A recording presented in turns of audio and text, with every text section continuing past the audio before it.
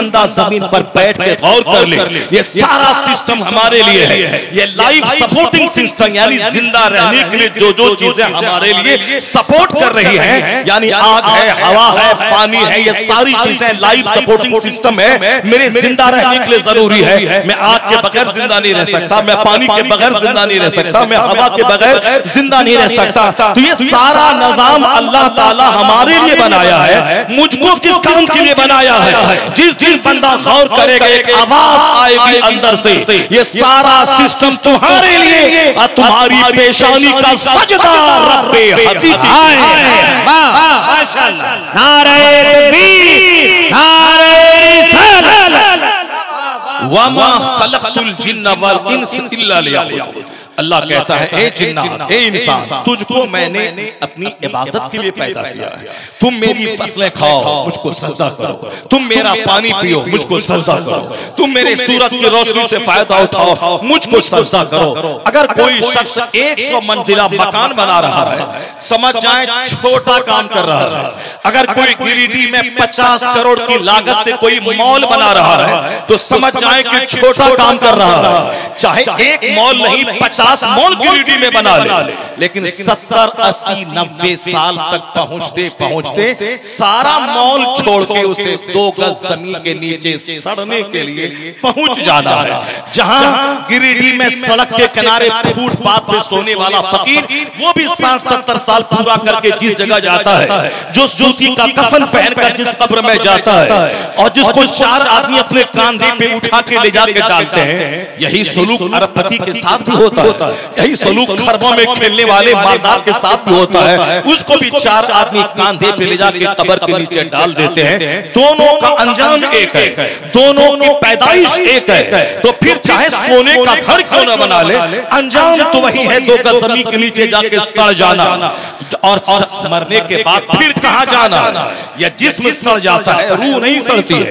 या जिस्म सड़ जाता है, रूह नहीं सड़ती। जिस्म एक बार नहीं 1000 बार सड़ जाए, मगर एक जौहरे लतीफ है जिस्म के अंदर में, जिसको अल्लाह ताला दोबारा उसमें जान डाल के दोबारा उसको जिंदा कर देता है। जैसे पानी की बूंद से अल्लाह ने मुझको पैदा किया, तो वो अल्लाह इस बात पर कादिर है कि जो पानी के एक कतरे से मुझको पैदा कर सकता है, वही अल्लाह दोबारा मेरी सड़ी हुई हड्डी में जान डालकर मुझको जिंदा कर सकता है।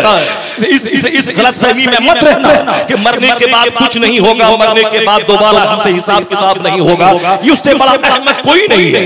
अगर यही बात है कि हड्डी सड़ गई तो दोबारा जिंदा कैसे होगा? वो पानी का कतरा जो बाप की रीढ़ की हड्डी में था, वो पानी का नापाक कतरा जो माँ के सीने की हड्डी से निकला, या दोनों कतरे निकलकर माँ की बच्चादानी में पहुंचते हैं, वह नापाक कतरा, वो नापाक कतरे में अल्लाह 40 दिन तक उसको एक हालत में रखता है, फिर उसको लोथरी में बदलता है, फिर उसको हड्डी का ढांचा बनाता है, फिर उसमें जान डालता है, और 4 महीने के बाद बच्चे के अंदर जान पड़ती है। 9 महीने के बाद बच्चा अपने हिसाब से 7, 6, 5 महीने के बाद, 9 महीने के बाद पैदा होता है। कहां से कतरा दाखिल हुआ? माँ बाप की शर्मगाह से। और कहां से बच्चा निकला? माँ की शर्मगाह से। इतनी बुनियाद इंसान की कमजोर है। कुरान में 1 दर्जन जगहों पे मेरी पैदाइश का चर्चा है कि जिसकी बुनियाद इतनी कमजोर है कि नापाक कतरे से पैदा हुआ हो, बुनियाद इतनी कमजोर है कि शर्मगाह से निकल के माँ की बच्चादानी में गया हो, बुनियाद इतनी कमजोर है कि माहवारी खून रोक कर इसकी ग़िज़ा का इंतजाम माँ के पेट में किया गया हो। उस इंसान को सेब नहीं देता कि सीना तान के चले, उस इंसान को सेब नहीं देता कि सर उठा के चले, उस इंसान को सेब नहीं देता कि अल्लाह की जमीन को अत्याचार से भर दे, उस इंसान को सेब नहीं देता कि बोले आई एम ग्रेट, मैं बड़ा हूं, तू क्या बड़ा होगा। जो शर्मगाह से निकला है, जो बच्चादानी में माँ का माहवारी खून पी के निकला है, उसको सेब नहीं देता कि वह बड़ा हो जाए। इसलिए मैं कहता हूं, जब एक बंदा इस हकीकत पे गौर करता है तो पेशानी जमीन पे रख के कहता है, मैं कमजोर हूं, तू ताकतवर है, मैं मोहताज हूं, तू गनी है, मैं जलील हूं, तू इज्जत वाला है। ए अल्लाह, मैं बंदा हूं, तू मेरा खुदा है, मैं कुछ नहीं हूं, तू ही सब कुछ। वाह वाह, नारे तकबीर, जरा बुलंद आवाज से नारे रिसालत। मदरसा गुलशने तैयबा, जश्ने दस्तारे हिफ्ज़ो क़िरात, 50 करोड़ का बंगला बना ले, एक नहीं 50 बिल्डिंग बना ले गिरिडीह में, अंजाम आखिर मौत है। उसी 2 गज जमीन के नीचे जाता है, और जाने के बाद सड़ नहीं जाना, एक नई जिंदगी का आगाज वहां से होता है।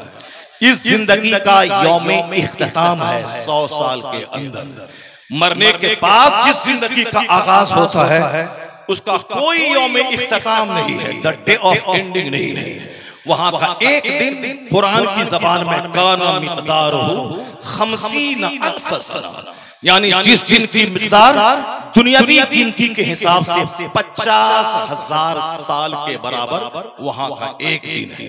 मरने के बाद का दिन, the world of here after, इस दुनिया के बाद जो दुनिया आती है वो दुनिया खत्म नहीं होगी। वहां तो मौत को ही ज़बह कर दिया जाएगा। दुनिया में कैंसर हो जाए तो अंजाम मौत है, दुनिया में दोनों किडनी फेल हो जाए तो अंजाम मौत है। मगर मरने के बाद जो जिंदगी शुरू होती है वहां मौत ही नहीं है, वहां मौत को ज़बह कर दी जाती है। अब बाग है तो बाग है, आग है तो आग है। तो अक्लमंद आदमी पागल बन के दुनिया में हासिल करने के पीछे खरबों साल की आग नहीं मोल लेगा। वह बेवकूफ है जो 2 दिन आराम से रहे और 2 करोड़ साल आग में जलने के लिए तैयार हो जाए। अक्लमंद है वो जो 2 दिन सूखी रोटी खा के मोटा छोटा पहन के किराए के घर में रह के मिट्टी की दीवार में रह के गुजार ले। चलो 2 दिन तकलीफ है, अगर यहाँ तकलीफ झेल लिया और यहाँ मैंने अल्लाह की इबादत की तो खरबों साल की जन्नत अल्लाह ने मेरे लिए। आज जो सारी दुनिया परेशान है इसीलिए परेशान है कि आखिरत की बात ही दिमाग से निकल गई, मरने के बाद की जो दुनिया है उसका तसव्वुर ही निकल गया। जबकि कुरान करीम में सूरह फातिहा से लेकर सूरह नास तक हर सूरत में सबसे ज्यादा जिसका चर्चा हुआ है वो आखिरत का चर्चा है, वो जन्नत का चर्चा है। आप पढ़ लें 2-4-5 सूरतों को आप पढ़ लें, सिर्फ आखिरत का चर्चा। आखिरत मतलब इस दुनिया के बाद जो दुनिया आने वाली है उसका चर्चा। लेकिन आज एक पढ़े लिखे घर से लेकर शाहिद घराने तक 24 घंटे में एक बार भी आखिरत का चर्चा नहीं होता है। अपने बच्चों के सामने कोई नहीं बोलता कि मेरे लाल अगर तुम डीएम भी बन जाओ, 5 लाख महीना भी कमा लो, 50 करोड़ की फरारी भी खरीद लो, तो भी मेरे बेटे दुनिया छोड़ के मरना है, अल्लाह को मुंह दिखाना है। और वहां सारी नेमत के बारे में सवाल होगा कि तुमने जमीन का क्या हक अदा किया, आसमान की सूरज की रोशनी का क्या हक अदा किया, जवानी तुमने कैसे गुजारी, माल कहां से कमाया, माल किस रास्ते में खर्चा किया, तुमने जिंदगी किस काम में गुजारी। बेटे इसका सवाल होना है, चाहे डीएम बनो के एसपी बनो के खरबपति बनो के चपरासी बनो, मगर वहां जवाब देना होगा ताकि मेरे बेटों के दिल दिमाग में यह बात रहे कि मैं प्रोफेसर भी बन जाऊं मुझको मर के हिसाब देना है, मैं प्रधानमंत्री भी बन जाऊं तो भी मुझको मर के हिसाब देना है। यहाँ चपरासी भी कहता है मरने के बाद क्या होगा कौन जान रहा है, मास्टर बोलता है मरने के बाद क्या होगा कौन देखा है, यहाँ साहब एक पीएचडी डिग्री होल्डर बोलता है मरने के बाद क्या होगा कौन देखा है। ये बता दे कि ये कसूर है किसका।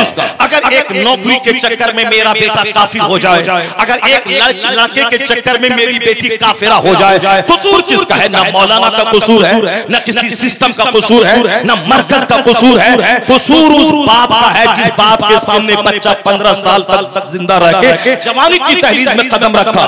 कसूर उस माँ का है जिस माँ ने अपनी गोद में बच्चों को दूध पिला के खिला के नर्स की तरह सेवा करके 15 साल के आगे उसको जवान बनाया। तो कसूर उस माँ बाप का है जिस माँ बाप ने कहा कि वो इंजीनियर बना इतना कमा लिया, वह डॉक्टर बना इतना कमा लिया, वह दिल्ली पंजाब में जाकर ठेकेदारी की, वह 10 घर बना लिया। तो बच्चों के दिमाग में वही ठेकेदारी घुसी हुई है, मुझको ठेकेदार बनना है, मुझको करोड़ों का घर बनाना है, मुझको इंजीनियर बनना है, मुझको डॉक्टर बनना है। अब चाहे उसके लिए नमाज छोड़नी पड़े, रोजा छोड़ना पड़े, हज छोड़ना पड़े, ज़कात छोड़ना पड़े, इस्लाम छोड़ना पड़े, मौलाना मौलवी छोड़ना पड़े, मुझको माल चाहिए क्योंकि माँ बाप ने गुट्टी में माल की मोहब्बत पिला दी है। जिस दिन अगर माँ बाप अपनी औलाद की गुट्टी में पिला दे, चाहे प्रधानमंत्री बनो या चपरासी, ये दुनिया की किसी चीज को करार नहीं है। आज धूप कल छांव, आज जिंदगी कल मौत, आज बीमारी कल आसानी, दुनिया की किसी चीज को करार नहीं है। करार रहने वाली चीज वो आखिरत है, हमेशा उसको दिमाग में रखना।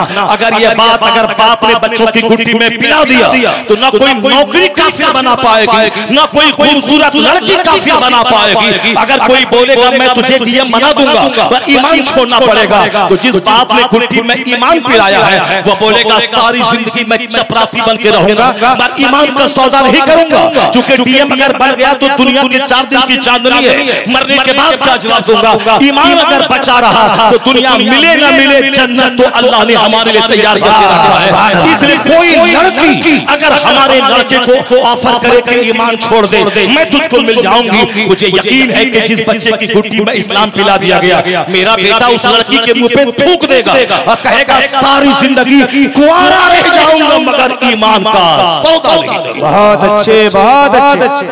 ये बातें वो बोलेगा जिसकी गुट्टी में इस्लाम पिला दिया गया।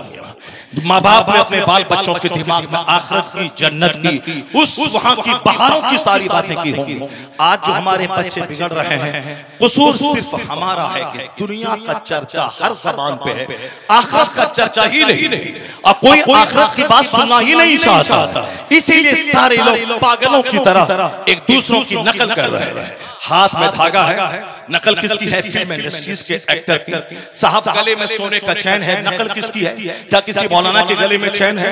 क्या किसी मौलाना ने बोला कि जब तुम गरीब थे तो कुछ नहीं थे, अभी दिल्ली पंजाब में जाके ठेकेदार बन के तुम कमाए हो तो सोने का चैन पहनो, माल तेरे पास है तो कौन पहनेगा? पैसा तेरे पास हो तो हाथ में सोने का कंगन पहनो। एक मौलाना नहीं बोले। अगर ऐसा कोई बोलेगा मौलाना ही नहीं होगा, ऐसे ही दाढ़ी वाला होगा, जुब्बा वाला होगा, टोपी वाला होगा, और फिर वह गुजराती तौलिया वाला होगा, मगर वह आलिम नहीं होगा। गुजराती तौलिया डालना अलग है, दाढ़ी रखना अलग है, टोपी पहनना अलग है, जुब्बा पहनना अलग है। इल्म का संबंध यहाँ दिल से, गहरा संबंध यहाँ से है। इसलिए जाहिरी शक्ल सूरत को नहीं देना है, और ज्यादा जोर जाहिरी शक्ल सूरत पे नहीं देना है, ज्यादा जोर किताब पे देना है, इल्म पे देना है, इल्म पे अमल पे देना है। और आज ये जाहिरी शक्ल सूरत वाले हर गली में मिलेंगे, लेकिन अगर उनसे कह दें कि साहब आप बुखारी शरीफ के हदीस पाक सुना दीजिए सतन और सनद और मतन के साथ, तो नहीं सुना पाएंगे। इसका मतलब है मेहनतें नहीं की है, सिर्फ जाहिर सजाने में मेहनतें की है। एक मौलाना नहीं बोलेगा कि तेरे पास माल नहीं था तो तुम अंगूठी तक नहीं पहनते थे, अब माल है तो अब तुम क्यों नहीं सोने का चैन पहनोगे? नहीं, जिसके सीने में जर्रा बराबर गैरत इल्म मौजूद है वो यही कहेगा, चाहे गरीब रहो चाहे खरबों में खेलो, सोने का चैन पहनना मर्द के लिए हराम है, सोने का कंगन पहनना मर्द के लिए हराम है, सोने की अंगूठी पहनना मर्द के लिए हराम है, रेशम का कपड़ा पहनना मर्द के लिए यहाँ हराम है। यहाँ हराम इसीलिए है कि दुनिया का 100 साल 1 सेकंड है। तो अल्लाह ये चाहता है कि 1 सेकंड तू सब्र कर ले, ताकि यहाँ रेशम न पहने। 1 सेकंड तू सब्र कर ले, यहाँ तुझे सोना चांदी नहीं पहनना है अपने गले में, तुम्हें सब्र करके रहना है, मुस्तफा की बात माननी है, तुम्हें ये हराम समझना है। तो 100 साल 1 सेकंड अल्लाह के नजदीक, तो 1 सेकंड सब्र करो, ताकि मरने के बाद जब वहां जाओ आखिरत में तो अल्लाह सोने का कंगन पहना के जन्नत में तेरा दाखिला करवा दे। तेरे हाथ में सोने का कंगन रहे, तेरे जिस्म में रेशमी कपड़ा रहे। हदीस में आया है कि जो दुनिया में ताकत के बावजूद महंगा कपड़ा पहनना छोड़ दे, जिसके पास नहीं है तो चलो नहीं पहनेगा, लेकिन जिसके पास 1 लाख रुपए पॉकेट में है वो सब महंगा से महंगा कपड़ा खरीद सकता है, लेकिन वो भी समाज के आम लोगों की तरह मैचिंग करते हुए एक सिंपल सा कपड़ा पहनता है। तो हदीस में आया है जो ताकत के बावजूद महंगा कपड़ा पहनना छोड़ दे, अल्लाह उसे जन्नत में रेशमी हुल्ला पहनाएगा। अल्लाह उसे रेशमी हुल्ला पहनाएगा। ऐसा नहीं कि मेरे पास है तो कौन पहनेगा, मेरे पास माल है तो कौन नुमाइश करेगा, मेरे पास माल है तो कौन दिखाएगा। आखिरत का नजरिया आदमी को कंट्रोल में रखता है, नजरिए आखिरत आदमी को जहर खाने से बचाता है, नजरिए आखिरत आदमी को दुनिया में तबाही बर्बादी से बचाता है, गरीबी में कंगाल होने की हालत में भी खुदकुशी से बचाता है, अरबों में खेलने के बावजूद उसे फिरौन बनने से बचाता है। जब नजर नजरिया आखिरत कमजोर हो जाता है तो गरीब भी वो इंतहाई दर्जे का जहन्नमी बन जाता है। जबकि गरीबों पे हज फर्ज नहीं, गरीबों पे ज़कात फर्ज नहीं है, गरीबों पे कुर्बानी वाजिब नहीं है, गरीबों पे सदक़े फित्र वाजिब नहीं है। इसका कानून कितना हल्का है कि गरीब कुर्बानी नहीं करेगा। माल वाले से पूछा जाएगा कि तुम सड़ा हुआ जानवर ज़बह कर रहे हो या तुम्हारे पास पैसे हैं 1 लाख का बकरा तुम ज़बह कर रहे हो। ये मालदारों से सवाल होगा कि पुलसरात पे ये तुम्हारी कुर्बानी के जानवर सवारी का काम आएंगे तो मरियल और सड़ा हुआ जानवर तुमने क्यों ज़बह किया? सिर्फ एक छेता पूरा करने के लिए, एक कर्ज अदा करने के लिए, ताकि हमने भी कुर्बानी की है। जबकि हदीस में आया है कि सम्मिनू ज़हायाकुम फ़इन्नहा अला सिराते मतायाकुम, अपनी कुर्बानी को मजबूत मोटा ताजा जानवर ज़बह किया करो, क्योंकि ये जानवर पुलसरात में क़यामत के दिन सवारी के काम आएंगे। तो अब 1 लाख रुपए गोश्त खाने के लिए नहीं, मोटा ताजा जानवर ज़बह करे। ये माल वाले पे, गरीबों पे सवाल नहीं होगा। गरीब पे कुर्बानी वाजिब ही नहीं है, जो साहिब निसाब नहीं, कुर्बानी वाजिब नहीं है। गरीब पे ज़कात फर्ज नहीं है। तुमने 1 लाख में 2500 रुपए ज़कात निकालना है, 1 करोड़ में 2.5 लाख ज़कात निकालना है। 100 करोड़ अगर मेरे पास है तो 2.5 करोड़ रुपए ज़कात निकालना है। अगर 2.5 रुपया भी नहीं निकाला, सारा माल नापाक हो जाएगा, सारा माल तबाह बर्बाद हो जाएगा। हदीस में आया है कि जो माल बारिश की वजह से बर्बाद होता है या जो माल बारिश न होने की वजह से बर्बाद होता है, ये सारी बर्बादियां ज़कात न देने की वजह से होती है। सारी बर्बादियां, जब लोग ज़कात नहीं निकालते, निकला था 2.5 लाख, निकाला 50,000, सोचा बहुत निकाल दिया, निकल रहा था 5 लाख, निकाल दिया 2 लाख, बोला अरे 2 लाख मैंने निकाल दिया, बहुत निकाल दिया। 1 पैसा भी ज़कात अगर अच्छे माल में मिला रहा, सारे माल को तबाह बर्बाद कर डालेगा। आज लोग शिकायत करते हैं कि बेमौसम बारिश हो रही है, शिकायत करते हैं कि सारी मेरी फसलें डूब गई खेत में, क्या उस पर गौर नहीं करते कि बेमौसम बारिश हो क्यों रही है, फसलें मेरी जल क्यों रही है, फसलें मेरी डूब क्यों रही है। जबकि हुजूर ने 1400 साल पहले कहा था हस्सिनु अम्वालकुम बिज़्ज़कात, यानी ज़कात देकर अपने माल को मजबूत किले में बंद कर लो, तेरा माल बर्बाद नहीं होगा। जिसकी ज़कात निकल गई वह माल सेफ हो गया।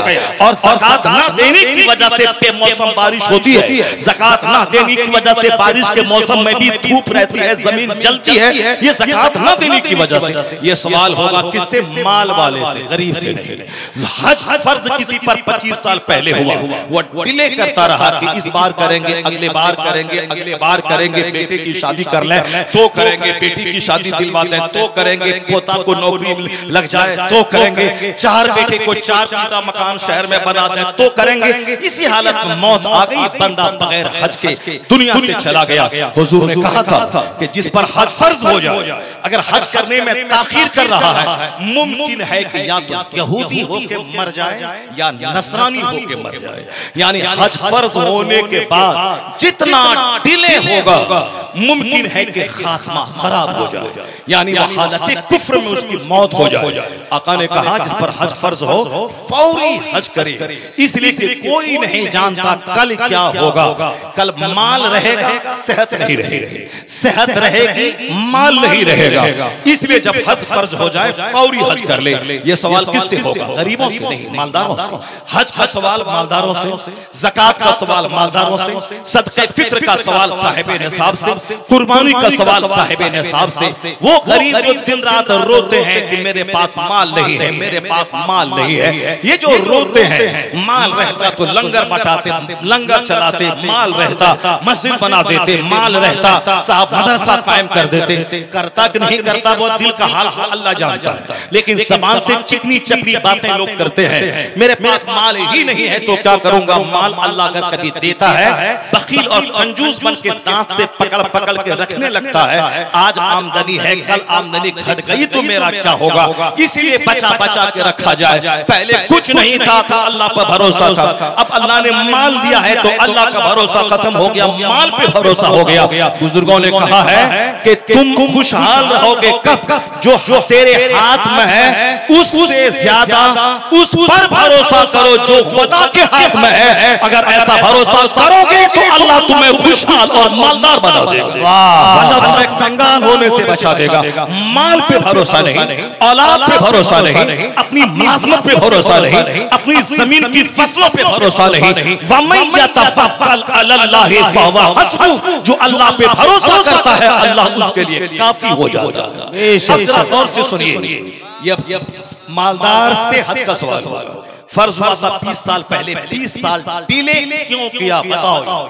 बताना पड़ेगा। 1 इंच बंदा अपनी जगह से क़यामत के दिन हट नहीं पाएगा।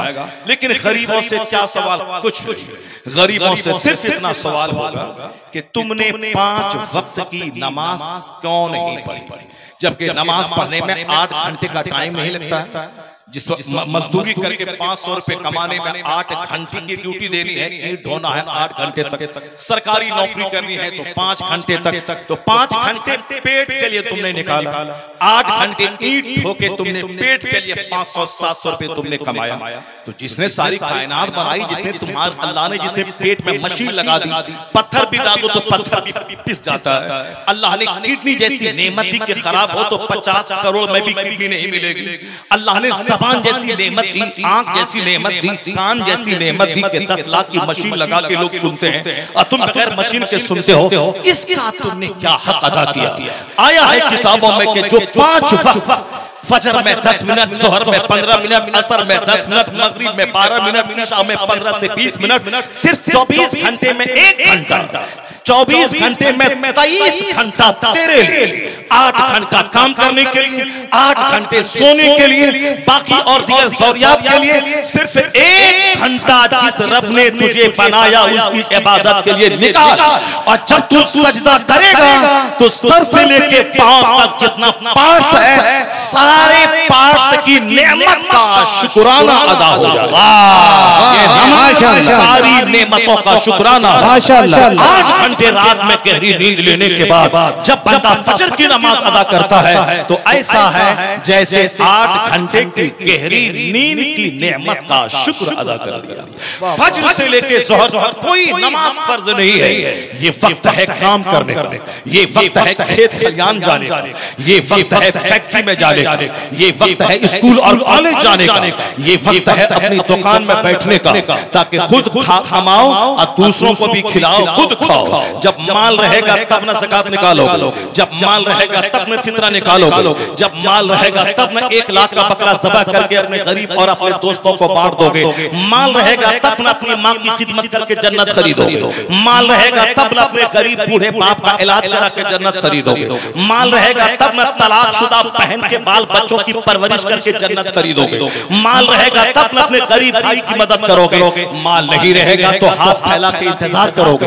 कौन दिल्ली से आ रहा है पैसा दे ताकि इलाज कराओ, कौन सऊदी अरब से आ रहा है पैसा दे ताकि मैं इलाज कराऊं, कौन इलाके का सेठ है ताकि वो गेहूं धान चावल दे ताकि बेटी की मैं शादी कराऊं। अल्लाह नहीं चाहता कि तू मस्जिद के दरवाजे पे जलील हो जाए, अल्लाह नहीं चाहता कि तू सेठ के दरवाजे पर 1 घंटा बैठकर अपनी इज्जत नफ्स का सौदा करके तब वहां 2 बोरी चावल लेके वहां से आओ। अल्लाह ये नहीं चाहता। अल्लाह ने इशा के बाद से लेके फजर तक कोई नमाज फर्ज नहीं की। तहज्जुद पढ़ो तो सवाब, नहीं पढ़ो तो कोई गुनाह नहीं, लेकिन ये 8 घंटे सोने के लिए है ताकि खूब आराम करो।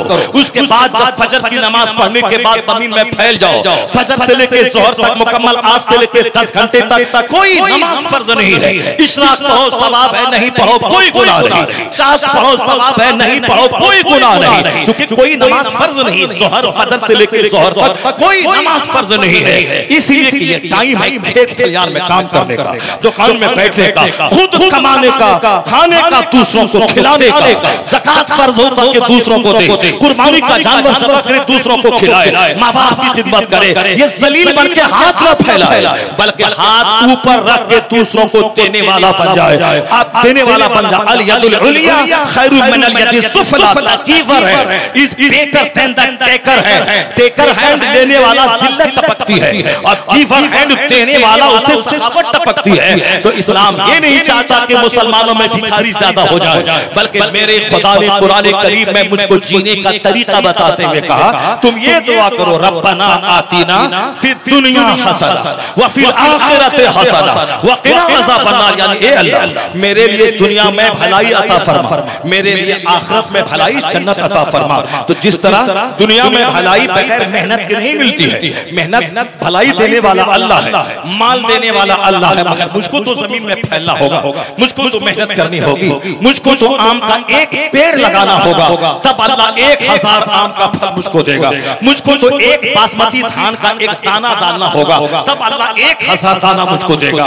मुझको तो मकई का एक दाना जमीन में डालना होगा, तब अल्लाह ताला मुझको वहां से 1000 दाने वाला मकई का पौधा मुझको देगा।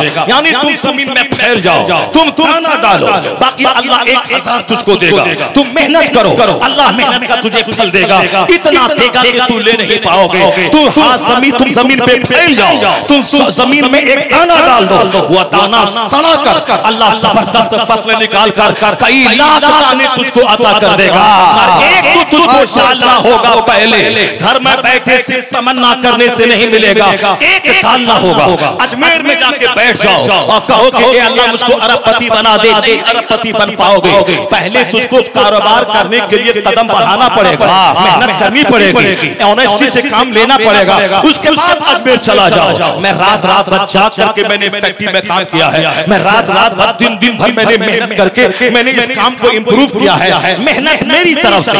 अब एक ख्वाजा बाबा आप दुआ करते हैं हमारे लिए ताकि खुदा की रहमत नाज़िल हो जाए। इधर से मेहनत चलेगी, उधर से गरीब नवाज के हाथ दुआ के लिए उठेंगे और आसमान से रहमतों की बारिश होगी, कामयाबी कदम चूमेगी। क्या कहने हर फील्ड में यही है। पढ़ने लिखने वाला उस्ताद का सिर पांव दबाए कि मैं बहुत बड़ा खतीब बन जाऊं, मैं बहुत बड़ा राइटर बन जाऊं, मैं बहुत बड़ा मुदर्रिस बन जाऊं, नहीं होगा। बल्कि सिस्टम है कि कोई बंदा अपने उस्ताद का पांव सिर्फ 10 मिनट दबाए और बाकी 10 घंटे किताब पढ़े, उस्ताद का कपड़ा 10 मिनट साफ करे और किताब में 10 घंटे टाइम लगाए। तो इधर से मेहनत जाएगी, उधर से उस्ताद की दुआ आएगी, फिर क्या होगा, बंदा फकीह आजम बन जाएगा, अपने वक्त का मुहद्दिस बन जाएगा, अपने वक्त का राइटर बनेगा, अपने वक्त का फिलोसोफर बनेगा। यहाँ सिर्फ दुआओं से काम नहीं चलता, यहाँ मैदाने बद्र में मदीना से निकल के जाना पड़ता है, 313 मुजाहिद को लेके जाना पड़ता है, कील कांटे दुरुस्त करने पड़ते हैं, फिर रमजान के दिन में लड़ने का शौक पैदा किया जाता है। उसके बाद झोपड़े पे खड़े होकर पैगंबर आजम रो के रब की बारगाह में दुआ करते हैं। ये दुआ मदीने में भी हो सकती थी, मगर मुस्तफा मैदाने बद्र मदीने से 200 किलोमीटर दूर जाकर वहां अपने तलवार थमाकर जंग की मशक करा के शहादत का जुनून चढ़ा के उसके बाद आपने दुआ की है। क़यामत तक के लिए कानून बन गया कि पहले मैदान में निकल जा, पहले मेहनत कर, उसके बाद दुआ कर, फिर अल्लाह ताला 5000 फरिश्तों से मुसलमानों की मदद कर दिया।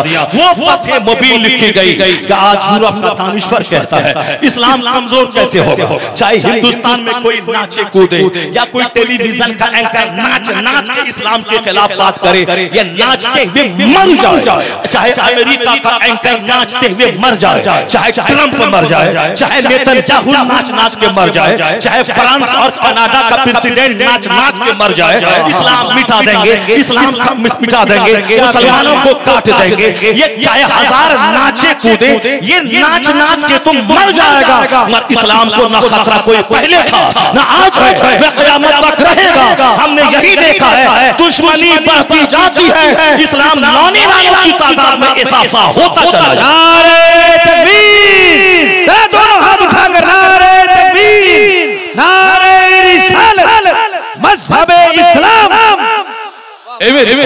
इस्लाम के बारे में कोई तबसरा मत करना, गिरगी में चाय की दुकान पे चुस्की लेके कि इस्लाम खतरे में आ गया है। इस्लाम के बारे में तबसरा मत करना, फिलिस्तीन में ये हो गया तो वहां ये हो गया, वहां मॉब लिंचिंग हो गई तो वहां ये हो गया, इस्लाम खतरे में आ गया। अल्लाह की कसम, 1 करोड़ बार अल्लाह की कसम खा के मैं कहता हूं, इस्लाम को कोई खतरा न पहले था, न आज है, न क़यामत तक रहेगा। अगर कोई नेता बोलता है तो झूठ बोलता है कि इस्लाम खतरे में आ गया।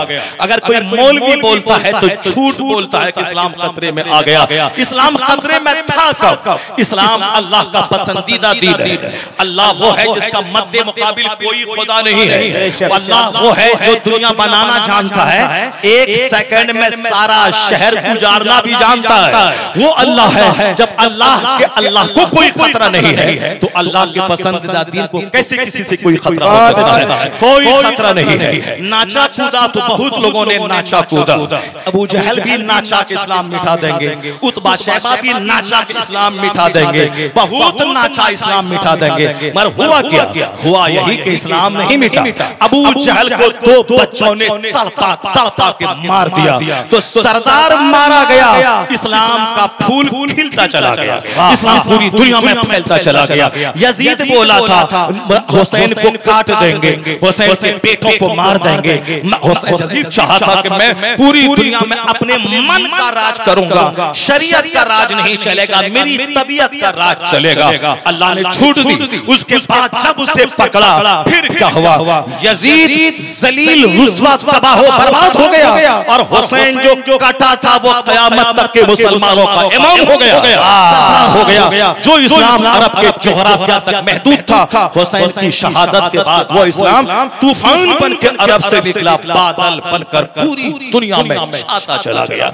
अगर इस्लाम को दबना होता तो जिस दिन मुस्तफा का चहीता नवासा शहीद हुआ उसी दिन इस्लाम मर गया होता। जिस दिन अली अकबर अली असगर को कलमा पढ़ने वाले ने काटा उसी दिन इस्लाम खत्म हो गया होता। जिस दिन हजरत उस्मान गनी को चारों तरफ से पलवाइयों ने घेर के अपने ही घर में शहीद कर दिया उसी दिन इस्लाम खत्म हो गया होता। जिस दिन उमर फारूक को मस्जिद नबवी में मुसल्ले पर खंजर से वार करके शहीद कर दिया उसी दिन इस्लाम खत्म हो गया होता। जिस दिन मौला अली को जो फजर की नमाज पढ़ने अपने घर से जा रहे थे, रास्ते में खतरनाक वार करके शहीद कर डाला उसी दिन इस्लाम खत्म हो गया होता। जिस दिन हजरत इमाम हसन को जहर दिया गया, अतरी कट कट के बाहर निकलने लगी और आपने शहादत का जाम दिया उसी दिन इस्लाम का खत्म हो गया होता। लेकिन नहीं, इस्लाम की फितरत में कुदरत ने लचक दी है, जितना भी दबाओगे उतना ही हरा होता चला जाएगा। पहला दिन 4 लोगों ने कलमा पढ़ा था, जालिम बोला मिटा देंगे, 4000 लोगों ने कलमा पढ़ लिया। फिर जालिम बोला मिटा देंगे, 4 लाख लोगों ने कलमा पढ़ लिया।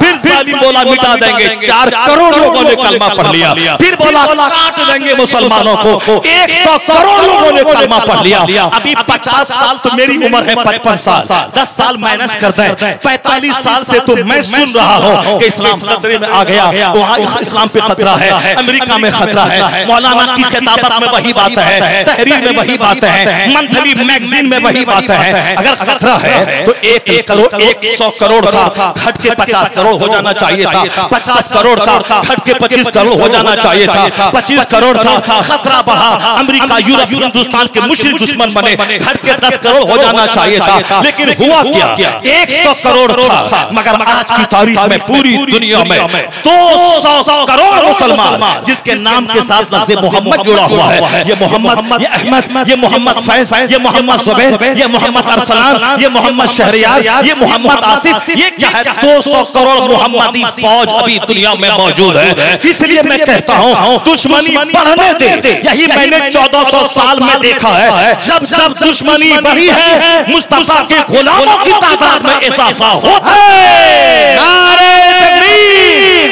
नारे रिसालत, है नूरे खुदा कुफ्र की हरकत पे खंदाजन, फूंकों से चिराग बुझाया। अलबत्ता इस्लाम तो खतरे में नहीं। हम अगर कमजोर मुसलमान हैं तो हम खतरे में, बेनमाजी मुसलमान खतरे में, झूठ बोलने वाला मुसलमान खतरे में, मस्जिद को उजाड़ने वाला मुसलमान खतरे में, दौलत की मोहब्बत में काफिरों को पीछे छोड़कर माल माल माल करने वाला मुसलमान खतरे में है। अलबत्ता इस्लाम खतरे में नहीं। इस्लाम का तो वो कमाल है कि हमने 1400 साल में यही देखा कि जब एक बिरादरी को दबाया गया, उसको एक कुएं के पास पानी पीने के लिए नहीं दिया गया कि हम अगड़ी जाति के लोग हैं, तुम पिछड़ी जाति के लोग हो, तुम भगवान के पैर से पैदा हुए हो और मैं भगवान भगवान के सर से पैदा हुआ हूँ, इसलिए तुम मेरी गुलामी करेगा, चप्पल सीधी करेगा, गाय चराएगा, भैंस का दूध दूहेगा। तुम पिछड़ी जाति के लोग, जहां मैं पूजा करूं तुम नहीं बैठेगा, जहां मैं पानी पीऊं तुम नहीं पिएगा, जिस गिलास में तुम पानी पियोगे मैं उसे तोड़ दूंगा। ये एक मजहब का मानने वाला एक आदमी है, उसके बावजूद इज्जत नहीं मिली, हमेशा जलील होता रहा, हमेशा अपने आप को दबा समझता रहा। लेकिन जब उन लोगों ने देखा कि एक भंगी पखाना ढोने वाला जुमा के दिन जुमा की नमाज से आधा घंटा पहले वो कलमा पढ़ के मुसलमान बन गया, मुसलमान बना, नहाया धोया, अब वह मस्जिद में दाखिल हो गया। अब वह मस्जिद में जहां सैयद साहब बैठे हैं वहां 1 घंटा पहले जो भंगी था वो सैयद साहब के बाजू में बैठा हुआ, 1 घंटा पहले भंगी था वो शेख साहब के बाजू में बैठा हुआ है। रमजान का दिन है, एक भंगी पखाना ढोने वाला कलमा पढ़ के मोमिन बन गया। अब जिसको इज्जत वहां 50 साल में नहीं मिली कि गिलास में पानी पिए तो गिलास तोड़ा जाए, चटाई पे बैठ जाए तो चटाई को जलाया जाए, कुआं में पानी पी ले तो कुआं को तोड़ दिया जाए, अगर वो इबादतगाह में घुस जाए इबादतगाह को धोया जाए। यानी एक मजहब का मानने वाला फिर भी इस कदर हकारत और नफरत की निगाह से उन कमजोरों को देखा जाता था। इन लोगों के ज़मीर ने कहा यहाँ 50 साल से इनके साथ में हूं तो इज्जत नहीं मिली, और यहाँ 50 मिनट पहले रमजान में अगर कोई तौबा करके मुसलमान बना, इस्लामी परिवार में दाखिल हुआ, तो जहां सैयद, पठान, नदाब, जोलाहा, शेख, मंसूरी, अंसारी बैठकर जिस बर्तन में खाना खा रहा है उसी बर्तन में उसी भंगी को भी बैठा दिया गया कि अब तुम मोमिन बन गए, अब हमारे भाई बन गए। जहां 50 साल तक कुएं में पानी पीने नहीं दिया गया और यहाँ 50 मिनट पहले कलमा पढ़ा तो शेख पठान के साथ बैठ के खाना खा रहा है। तो मालूम है तुम्हें, ए मुसलमान, तुम नहीं समझते कि इस्लाम में क्या कमाल का जादू है। जब ये देखा तो 50 लाख काफिरों का ज़मीर ऐसा जागा कि 1 करोड़ साल में जितना ये कुफ्र नहीं फैला पाएगा, एक दिन में 50 लाख लोगों ने कलमा पढ़ के मुस्तफा की गुलामी। माशाअल्लाह। इस्लाम उस क्वालिटीज का जामे मजहब है जिस मजहब को कोई खतरा कभी नहीं था, और खतरा होगा कैसे? अल्लाह का पसंदीदा मजहब है, क्वालिटीज से भरा हुआ मजहब है। जिस दिन ज़मीन जागेगा दुनिया का बच्चा कलमा पढ़ के मुस्तफा का गुलाम हो जाएगा। यकीन नहीं आए तो आज ये जो नाच के बोलता है, यहाँ से वहां कूद के बोलता है, इस्लाम ये बोलता है मजहब पूछ करके कत्ल कर दिया, ये इस्लाम कहता है, ये इस्लाम सिखाता है। मैं कहता हूँ जालिम, एक काम हुआ और तुमने नमक मिर्च लगा के पूरे हिंदुस्तान में जहर आलूद फजा बना दी। हिंदुस्तान का एक मौलवी जो लाखों की तादाद में है, किसी मौलवी ने नहीं कहा कि जिसने भी पहलगाम में ऐसा काम किया है वो अच्छा किया है। अल्लाह की कसम कोई मौलवी ऐसा नहीं बोला कि अच्छा किया है। 40 करोड़ कमोबेश मुसलमान इंडिया में बसते हैं, वो चाहे जो कुछ बोलता है, 17, 20, 22 बोलता रहे। हम तो आज 1986 में एक मौलाना की तकरीर सुने थे इंडिया में कि 22 करोड़ मुसलमान पूरे हिंदुस्तान में है, तो आज भी 22 करोड़ ही अगर है तो कहां 1986 और 2025, यानी 35 साल में भी वही 22 करोड़ रहेगा। 40 करोड़ कमोबेश मुसलमानों की मौजूदगी में, मुसलमानों की मौजूदगी में आज की तारीख में बता दे कि एक बंदा भी ये कहा हो कि जो कुछ हुआ कश्मीर में वह सही हुआ, नहीं सही हुआ। हमने भी कहा गलत, हमारे 40 करोड़ मुसलमानों ने भी कहा गलत। मुमकिन है कि इस्लाम को बदनाम करने के लिए किसी जालिम ने यह चाल चली हो, किसी जालिम ने साजिश रची हो। अभी तो कुछ भी हो सकता है, जो कुछ हुआ गलत हुआ, हमारा उससे कोई संबंध नहीं। गिरिडीह में 25,000 मुसलमान बसते हैं, अगर एक मुसलमान किसी लड़की का किडनैप करे और उसके साथ 5 लड़के मिलकर गैंग रेप करे तो ये नहीं कहा जाएगा कि गिरिडीह का सारा मुसलमान रेपिस्ट है, गिरिडीह का सारा मुसलमान मर्डरर है, गिरिडीह का सारा मुसलमान हत्यारा है। एक जलील अगर अगर ऐसा कदम उठाया तो उसकी वजह से गिरिडीह के 25,000 मुसलमानों को मुर्द इल्जाम नहीं ठहराया जाएगा। उसी तरह अगरचे मैं कहता हूं दोनों पॉसिबिलिटीज मौजूद है।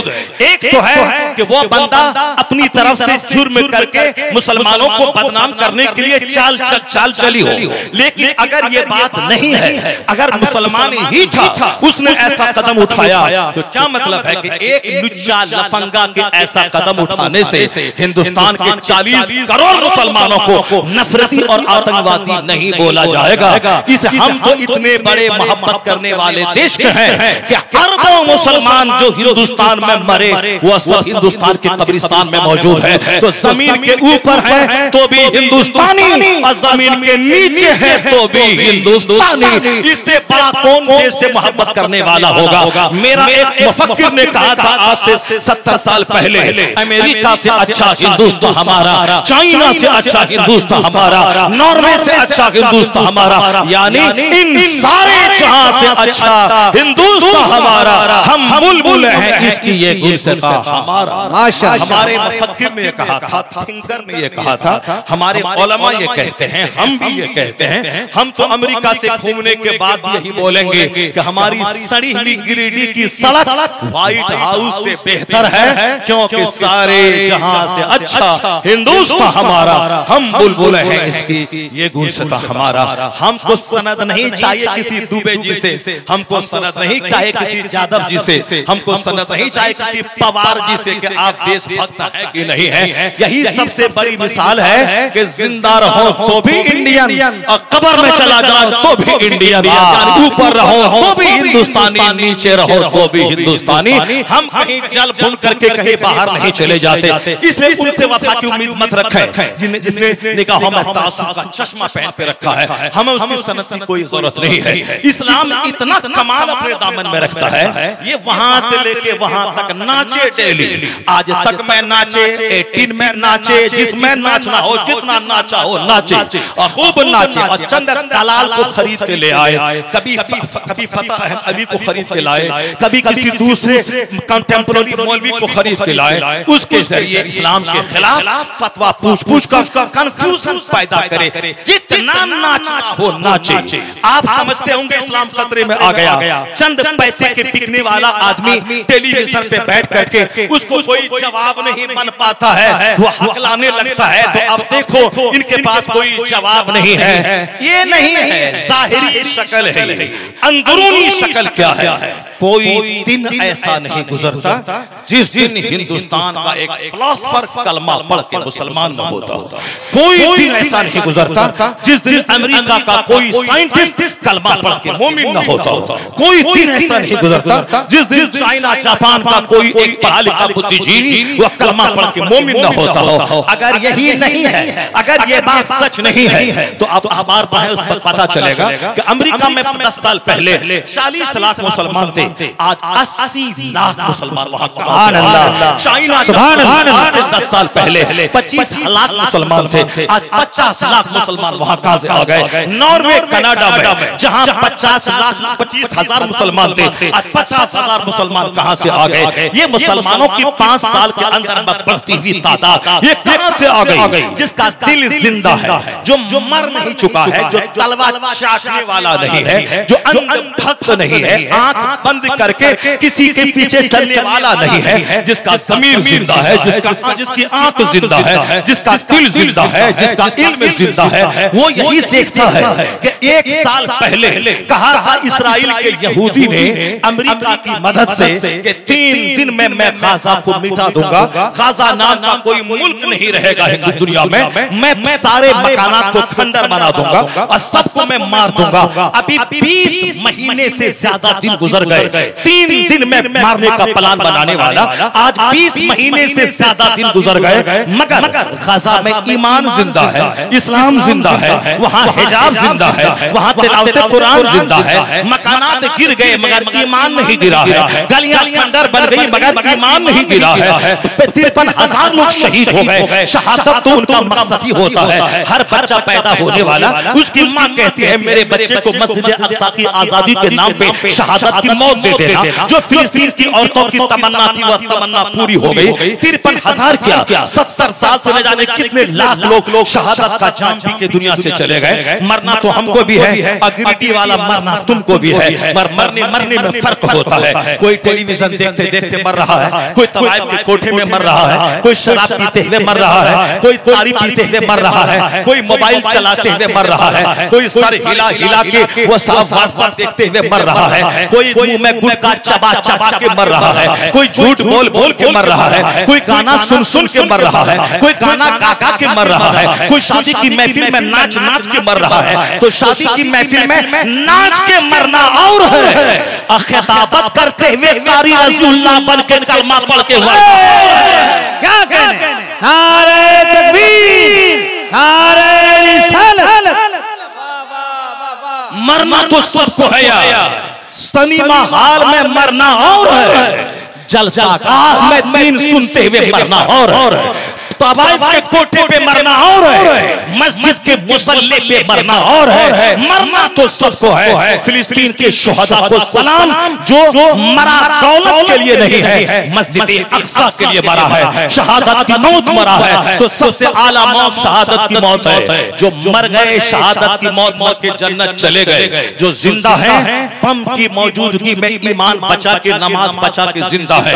शहर खंडर में तब्दील हो गया पर ईमान की खेती आबाद है। हम तो उससे सवाल करना चाहते हैं जो बोला था 3 दिन में गाजा मिटा देंगे, हमास के लोगों को भगा देंगे। 20 महीने गुजर गए, आज तक हमास के लोग जिंदा हैं, आज तक वहां का मिसाइल जिंदा है। 20 महीने सारे बम गिरा के वहां के फिलिस्तीनियों को खत्म नहीं कर पाए। अमेरिका यूरोप का दानिश्वर जब इस मैटर को देखता है, अगरचे आपका सीना नहीं हिला, आपका दिल नहीं हिला, आपका दिल हिलना चाहिए। ये ईमान की ताकत है। 20 महीने से बम गिर रहा, उसके बावजूद वहां सजदा है, उसके बावजूद वहां अंदर के टनल में तिलावत है, सुरंगों में सजदा है। तो हम तो आराम से सर्दी के मौसम में गीजर में नहा रहे हैं, हम तो गर्मी के मौसम में एयर कंडीशन मस्जिद में रह रहे हैं। तो कम से कम उनको देखने के बाद हमें तो सजदा करना था, हमें तो इबादत करनी थी, हमें तो गुनाह से तौबा करना था, मगर आपका दिल नहीं हिला। अमेरिका का बुद्धिजीवी वो कहने लगा 3 दिन में गाजा को मारने का प्लान बनाने वाला 20 महीने के बाद भी हार गया है। वहां की ईमानी ताकत के सामने सारा बम गिरा के गाजा को तबाह नहीं कर पाया। उसका ईमान जिंदा है, सजदा जिंदा है। जहां बम गिर गया, बम की ताकत फेल हो गई, कलमा की ताकत गालिब आ गई। वहां का बुद्धिजीवी कलमा पढ़ता है, मुशर्रफ इस्लाम होता है। इस 20 साल के अंदर अगर 50,000 फिलिस्तीनी शहीद हुए हैं तो 50,000 अमेरिका यूरोप के दानिश्वर कलमा पढ़ के मुसलमान हो गए। नारे तकबीर, नारे रिसालत, पीरे तरीकत अल्लामा सैयद मीरान फातिमी साहब किबला। मेरे भाइयों, मैं सिर्फ ये कहना चाहता हूं, बदअमल मुसलमान खतरे में है, इस्लाम खतरे में नहीं। इस्लाम कभी खतरे में नहीं था, न आज है न क़यामत तक रहेगा। एक छोटी सी मिसाल में देता हूँ। आज की तारीख में जब इल्म बढ़ेगा, शऊर जागेगा, तो फिर लोग अंधभक्त बन के किसी पत्थर के सामने नहीं खड़े रहेंगे। वो तलाश करेंगे कि दुनिया में सुकून का सबसे बड़ा स्रोत कौन है, सच्चाई कहाँ है, वेयर इज ट्रूथ, सच्चाई कहाँ है। अब जरा गौर से सुनिए। आज सारे लोग कहते हैं कि knowledge is power, knowledge is right, इल्म ताकत है, इल्म रोशनी का नाम है। Acquire knowledge from the cradle to the grave, माँ की गोद से लेकर कब्र की गोद तक पढ़ो। इल्म रहेगा तो ताकतवर बनोगे। मकान बेच के बच्चों को पढ़ाओ, जमीन बेच के बच्चों को पढ़ाओ। जब बच्चा पढ़ लिख लेगा आदमी बन जाएगा। जमीन मकान की क्या हैसियत है, इससे बड़ी चीज ह्यूमैनिटी इसको मिल जाएगी और ये सलील चीजें भी खरीद लेगा, उसके पास दुनिया आ जाएगी। पहले पढ़ाओ। अमेरिका आज टेक्नोलॉजी की दुनिया का बादशाह है, बच्चा बच्चा पढ़ा लिखा। चाइना पूरी दुनिया में अब टेक्नोलॉजी की दुनिया का सरदार बनने जा रहा है। बच्चा बच्चा वहां का पढ़ा लिखा, घर घर इंडस्ट्रीज में तब्दील हो गया। जिस जापान पे 2 एटम बम हिरोशिमा नागासाकी पे अमेरिका ने गिराया, सारे शहर को खंडरात में बदल दिया। लेकिन जो लोग जिंदा बच गए उसने कसम खा लिया कि अब हम जंग नहीं करेंगे, तलवार नहीं उठाएंगे, अब हम अपने बच्चों को पढ़ाएंगे, टेक्नोलॉजी की दुनिया में डेवलप करेंगे। तो 50 साल के अंदर अंदर अमेरिका अमेरिका जिसने बम गिरा के जापान को तबाह किया था, वो अमेरिका जापान से टेक्नोलॉजी की थ्योरी की भीख मांग रहा है। अमेरिका के सारी मंडियों में जापान का माल छाया हुआ है। आज जापान पूरी दुनिया में इकोनॉमी की दुनिया का बादशाह बना हुआ है। क्यों? बम गिरने के बाद उनके लाखों लोग मर गए, हिम्मत नहीं हारा। उसने इल्म का सहारा लिया, सनअत और हिरफत का सहारा लिया, टेक्नोलॉजी का सहारा लिया। अमेरिका जो एटम बम गिरा के जापान को हरा नहीं सका, जापान टेक्नोलॉजी की दुनिया में डेवलप करके अमेरिका को हरा डाला। इसलिए मैं हिंदुस्तान के लोगों से कहता हूं, अपने बच्चों को झोला छाप आप नेता मत बनाए, वरना कुछ किसी काबिल नहीं रहेगा तो फिर ये किसी मुखिया का झोला ढोएगा, किसी सरपंच के दरवाजे पे बैठेगा, किसी परिषद जिला पार्षद के सब्जी ला के देगा, उसके सफेद कपड़ा, सफेद कुर्ता, सफेद जूता पहन के उसके पीछे पीछे घूमेगा, दलाली करेगा थानेदार की, मुखबिरी करेगा पुलिस वालों की। इतना घटिया काम मत करवाओ। बल्कि एक कौम में मुस्लिम, जब हिंदुस्तान में पॉलिटिकल तौर पर आपका माहौल साजगार नहीं है तो आप अपने बच्चों को जलील होने के लिए किसी मुखिया के दरवाजे पे झोला ढोने के लिए मत भेजो। अपने जमीन बेचकर, मकान बेचकर, प्रॉपर्टी बेचकर अपने बच्चों को पढ़ाओ। अगर तेरा बच्चा डीएम बन गया तो प्रधानमंत्री 5 साल के बाद हारेंगे, गुजरात जाएंगे। और आपका बेटा अगर डीएम बन गया तो एक डिस्ट्रिक्ट का मालिक 65 साल तक वो रहेगा, जब तक कि वो रिटायर न कर जाए। इसलिए अपने बच्चों को प्रोबेशनरी ऑफिसर बनाइए, आईएएस ऑफिसर बनाइए, अपने बच्चों को आईपीएस बनाइए, आईएएस बनाइए, जमीन बेच दीजिए मगर बच्चों को पढ़ाइए, प्रोफेसर बनाइए, उसको हर डिपार्टमेंट में भेजिए, नेवी और आर्मी में भेजिए, बच्चे को पढ़ाइए, आप वो पढ़ाइए, जमीन मकान बेच के पढ़ाइए। अभी माहौल साजगार है, वो बम फोड़ रहा है, वो दीवार नोच रहा है, वो हमारे जानवर चराने वाले, बेचने वाले को खदेड़ के मार रहा है, यानी उनका बच्चा गोंडा बन रहा है, उनका बच्चा लुच्चा बन रहा है, उनका बच्चा डकैत बन रहा है। अब यही मौका है, तुम अपने बच्चों को पढ़ाओ, आईएएस बनाओ, आईपीएस बनाओ, ब्लॉक डेवलपमेंट ऑफिसर बनाओ, आलिम भी बनाओ, आईएएस भी बनाओ, आलिम भी बनाओ, उसे बैंक ऑफिसर भी बनाओ। जिस दिन तेरे पास डिग्रियां आएंगी, सलाहियत आएगी, बैंक तुम्हारा होगा, ब्लॉक तुम्हारा होगा, डिस्ट्रिक्ट तुम्हारा होगा, हिंदुस्तान तुम्हारा होगा। उस वक्त ये राजनीति करने वाले लोग तेरा तलवा चाटेंगे। इल्म का जादू सबके सर चढ़ के बोलता है, इल्म रहेगा, हुकूमत तेरी होगी, सल्तनत तेरे हाथ में होगी। वाह वाह वाह वाह, माशाअल्लाह। बहुत छोटा सा घर बना लेना कमाल नहीं है, छोटी सी आल्टो K10 खरीद लेना कमाल नहीं है। आजकल तो मुर्दा चलाने वाला भी 50 लाख की फॉर्च्यूनर पे चल रहा है, इसलिए फॉर्च्यूनर खरीदना कमाल नहीं है, इनोवा क्रिस्टा खरीदना कमाल नहीं है, 50 करोड़ की बिल्डिंग बना लेना गिरिडीह में कमाल नहीं है। अपने बच्चों को आईएएस बना देना ये कमाल की बात है, आईपीएस बना देना ये कमाल की बात है, प्रोबेशनरी ऑफिसर बना देना ये कमाल की बात है, कॉलेज का लेक्चरर बना देना ये कमाल की बात है। अपने बच्चों को इल्म में दिक्कत थमा दे, पूरी दुनिया का हाकिम वही बनेगा जो साहिब इल्म होगा, जो साहिब इक़्तिदार होगा, जो साहिब फ़हम तानीश होगा। हमारा बच्चा कुछ नहीं जानता है तो दूसरों का झोला ढोता है, तलवा चाटता है, जी हुजूरी करता है, दरवाजे पे झाड़ू लगाता है, तब वो शराब पिला पिला के वोट अपने हक में लेता है। उसको प्रधान बना दीजिए। जब रमेश भी शराब पी के वोट मांगता है और अब्दुल्ला भी शराब पिला के वोट मांगता है, फिर दोनों में क्या फर्क होगा? या दोनों में से कोई भी मुखिया बनेगा जो शराब पिला पिला के वोट लिया है, वो तो इंदिरावास का पैसा खाएगा, वो तो गरीबों का खून चूस के खाएगा, वो तो गरीबों का पैसा लूट लूट के खाएगा।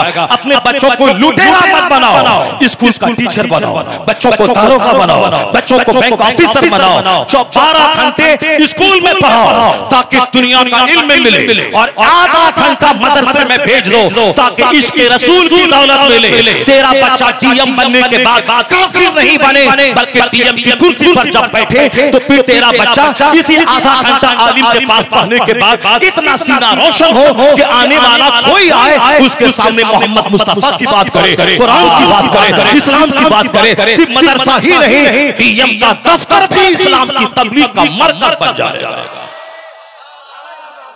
उसके लिए जरूरी है कि 5 घंटे बच्चे स्कूल में पढ़ें और सिर्फ आधा घंटा अपने बच्चों को आलिम दीन के पास भेज दीजिए। यहाँ आके वो इश्क़ रसूल सीखें, यहाँ वो कुरान पाक सीखें, और जब इल्म सीख लेंगे, इश्क़ सीख लेंगे, तो जो बंदर के सामने हाथ जोड़ के खड़ा है वो हुकूमत नहीं करेगा, जो छुछंदर के सामने भीख मांगता है वो हुकूमत नहीं करेगा, जो किसी सांप को कहता है यू आर माई गॉड वो हुकूमत नहीं करेगा, बल्कि जो चांद पे जाता हो, हो, जो सूरज पे रिसर्च करता हो, जो समंदर की गहराई में गोता लगाकर इल्म के मोती निकालता हो, वो राज करेगा। बंदर को खुदा कहने वाला राज नहीं करेगा। जो कायनात का खालिक है, उस खुदा की इबादत करने वाला वही दुनिया में राज करेगा, सल्तनत करेगा। इस्लाम को कोई खतरा नहीं है। खतरा बदअमल और बेअमल मुसलमानों को है। जब आज दुनिया जानती है कि इल्म ताकत का नाम है, किसने कहा इल्म ताकत का नाम है? किसी ने नहीं कहा। सबसे पहले मुस्तफा जाने रहमत में कहा अल इल्म नूर, इल्म रोशनी है, अल इल्म कुव्वतुन, इल्म ताकत है।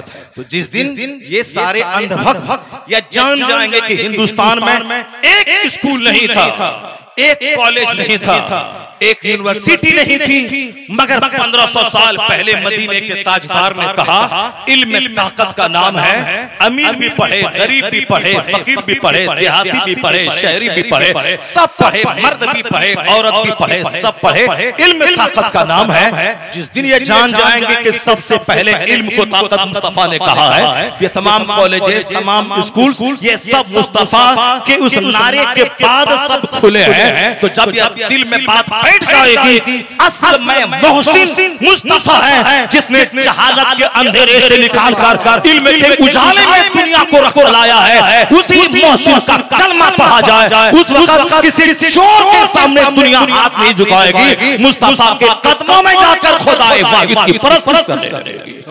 उस दिन जिस दिन ज़मीन जगेगा, अभी तो अंधभक्त बने हैं लोग, अभी तो दुश्मनी का चश्मा आंख में लगाए हैं। कैसे समझ में आएगा कि इस्लाम का एहसान दुनिया में क्या है, इस्लाम ने दुनिया वालों को क्या दिया है। जाते जाते एक बात मैं कह दूं, आज पूरी दुनिया में कहीं ऐसी कोई प्रथा है जहां बादशाह कुर्सी पर बैठा हो और उस बादशाह को सारे लोग सजदा करते हो। एक तरफ से कोई नहीं ऐसी प्रथा दिखा पाएगा। अमेरिका में डेमोक्रेसी है, सारे लोग वोट देंगे, वोट के बाद जिसको वोट मिलेगा, मेजोरिटी जिसकी होगी, वो वहां का बादशाह बनेगा। और जब पब्लिक चाहेगी, जिस दिन चाहेगी, उसको कुर्सी से नीचे उतार देगी। Democracy is the government of the people, for the people, by the people. जमहूरियत अवाम की हुकूमत है, अवाम के जरिया है, अवाम के लिए है। Democracy is the government of the people, यानी जहां जमहूरियत हो, सबको समान अधिकार हो, एक वोट से बंदा जीतता है और हारता है। यह हक एक अदना चपरासी को भी हासिल है, वह जिसको चाहे अपना हाकिम चुन ले। अब वो दौर नहीं रहा कि बाप हाकिम है तो बेटा हाकिम बनेगा, उसका पोता हाकिम बनेगा, उसका पड़पोता हाकिम बनेगा। अरब ममालिक में जहां भी बाप बेटे वाली खिलाफत जारी है, उस सारी खिलाफतों को खतरा है। जहां कौम जाग रही है और जहां ये बादशाह कमजोर हुए, इनकी सत्ता जाएगी, पब्लिक की हुकूमत कायम होगी। हिंदुस्तान में आज से 1000 साल पहले यहाँ पे क्या था? राजा होता था, राजा को सारी प्रजा सजदा करती थी। राजा का जो दीन होता था वही दीन प्रजा का होता था। नमरूद बादशाह था, उसके मानने वालों से वह सजदा करवाता था, चूंकि लोग अपने बादशाह के दीन पे होते थे। फिरौन बादशाह था, फिरौन लोगों से सजदा करवाता था, कहता था मैं बादशाह हूँ, मुझे सजदा करो। अनकरीब अभी कई सौ साल पहले इंडिया में अलग अलग इलाके का राजा अलग अलग हुआ करता था। जहाँ का राजा आग को पूछता, सारी प्रजा आग पूछती थी। जहाँ का राजा सांप को पूछता था, सारी प्रजा सांप को पूछती थी। लेकिन आज की तारीख में बता दे कि हिंदुस्तान में आदमी अपने राजा के दीन पर है, अमेरिका में वहाँ की पब्लिक राजा के दीन पर है, चाइना जापान में वहाँ की पब्लिक राजा के दीन पर है। नहीं, अब पब्लिक जिसको बादशाह चुनेगी वही बादशाह बनेगा। अब हुकूमत कायम करना ये पब्लिक के हाथ में है। ये बता दे ये इक़्तिदार किसने दिया, ये निज़ाम हुकूमत दुनिया में किसने बताया कि कोई बादशाह सजदा नहीं करवाएगा, अवाम के जरिया अवाम का हाकिम चुना जाएगा और अवाम की हुकूमत कायम होगी। आज पूरी दुनिया में ये सिस्टम है जमहूरियत का, अवाम बादशाह चुनती है। यह एहसान मुस्तफा जाने रहमत का दिया हुआ है कि हुजूर का अपना खलीफा सिद्दीक अकबर को मुसलमानों ने मिलकर के चुना, फारूक आज़म को अवाम की राय से चुना गया, उस्मान गनी को अवाम की राय से चुना गया। तो इस्लामी सल्तनत एक रास्ता रास्ता दिखाया कि लोग बादशाह के दिल पे नहीं होंगे, ऐसी हुकूमत जहां अमीर गरीब सबको समान अधिकार होगा, अब शहरी देहाती सबको समान अधिकार होगा। जिस दिन लोग जान जाएंगे कि बादशाह की पूजा वाली प्रथा से इस्लाम ने निकाला है, जिसका ज़मीर जिंदा होगा, वह कलमा पढ़कर मुस्तफा का गुलाम होता चला जाएगा। ज़हने इंसान को बेदार तो हो लेने दो, हर कौम पुकारेगी हमारे है रसूल। ये अंधभक्त क्या जाने, नफरत का चश्मा लगाकर इस्लाम के खिलाफ बोल बोल के मर जाएं, इस्लाम मरेगा नहीं। एक हिंदू गैर मुस्लिम औरत आज से 50 साल पहले कही थी, I have been struck over again and again to see this indivisible unity of Islam when the azaan is sounded, the worshippers are gathered, the peasant and the king stand side by side together. यानी वो कौन थी? सरोजनी नायडू, बहुत बड़ी शायरा, बहुत बड़ी अदीब, बहुत बड़ी पॉलिटिकल लीडर। वो कहती है कि जब मैं मुसलमानों की मस्जिदों में नमाज का सिस्टम देखती हूँ, अजान होती है, नमाजी जमा होते हैं, काला गोरा, अमीर गरीब, किसान और बादशाह जब सब एक साथ खड़े होते हैं, वो कहती हैं जमहूरियत का जबरदस्त नमूना 5 टाइम मुसलमानों की मस्जिदों में देखने को मिल जाता है। The best embodiment of democracy can be seen 5 times a day in the mosque। जब दिन में 5 बार मुसलमानों की मस्जिदों में डेमोक्रेसी का शानदार नमूना देखने को मिल जाता है। वो कहती है इस्लाम का एहसान है कि आज सारी दुनिया कह रही है मुत्तहिद हो जाओ, यूनाइट हो जाओ। आज हमारा ही नारा है कि बटोगे तो कटोगे, ये हमारा नारा है कि बटो मुत्तहिद हो जाओ। तो हम लोग तो शेख के नाम पे, जोलाहा के नाम पे, अंसारी के नाम पे, प्रधान के नाम पे, झारखंड के नाम पे, बिहार के नाम पे, उत्तर प्रदेश के नाम पे बढ़ गए हम लोग। ये अंसारी है, बेटी नहीं देना है, ये जोलाहा है, इसको वोट नहीं देना है, ये मलिक जी हैं, उसको वोट नहीं देना है, ये पठान जी हैं, उसको वोट नहीं देना है। हम लोग पठान, मलिक, सैयद, शेख, अंसारी, नदाफ के नाम पे बढ़ गए। मस्जिद में एक, मस्जिद से बाहर होने के बाद नदाफ, अंसारी, मंसूरी, सब्जी फरोश, राइन के नाम पे बढ़ गए। न बेटी देना है, न वोट देना है। ए मेरी कौम, ये जो आदमी नहीं समझता था और आज भी आदमी नहीं समझते हैं, वो कहते हैं बटोगे तो कटोगे। अब यही बात मैं तुमसे कहूं कि तुम बटोगे तो कटोगे। मस्जिद में जब एक हो, ईदगाह में एक हो, तो मदरसे में एक हो, तो बाहर क्यों बट रहे हो? उसको वोट नहीं देंगे, उसको वोट नहीं देंगे, उसको बेटी नहीं देंगे, उसको बेटी नहीं देंगे। इस्लाम कहता है ईमान और अमल जिसके पास होगा वही मुत्तकी होगा, वही ज्यादा इज्जत वाला होगा। इन्ना अक्रमकुम इंदल्लाहि अत्काकुम, the most respectable near Allah is one who is God.